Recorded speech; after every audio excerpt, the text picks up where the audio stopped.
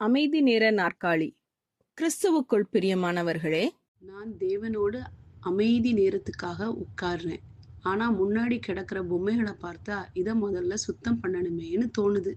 அப்புறம் நேத்து வந்த மெயில் குவியலை பார்த்தா பில்லுகளை கட்டணுமேன்னு நினைச்சிடுவேன். கவனம் சிதறிட்டே இருக்கும். அதை கட்டுப்படுத்துவது கஷ்டம். கவனம் சிதறாம இருக்க ஏதாவது வழி இருக்கா?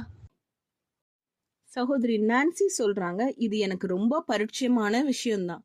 ஜெபம் பண்ண ஆரம்பிச்சாலே வீட்ல இருக்கிற எல்லா வேலையும் உடனே ஞாபகம் வர ஆரம்பிச்சிடும்.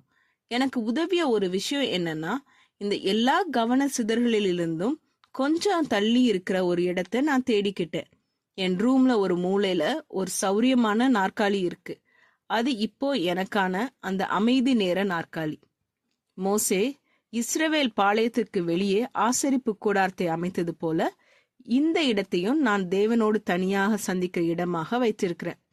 கடைசியாக, நீங்கள் எந்த சிதறலும் இல்லாமல் தேவனோட தனியாக உட்கார்ந்து நேரம் செலவிட்டது எப்போது? உங்கள் வீட்டிலே, ஒருவேளை கார்ல கூட தேவனை சந்திக்க அமைதியாக இருக்கிற ஒரு இடத்தை கண்டுபிடிங்க. அங்க போய் தேவனுடைய வார்த்தையிலும் ஜெபத்திலும் சில நேரம் செலவிடுங்க. ஜெபம் செய்வோம்.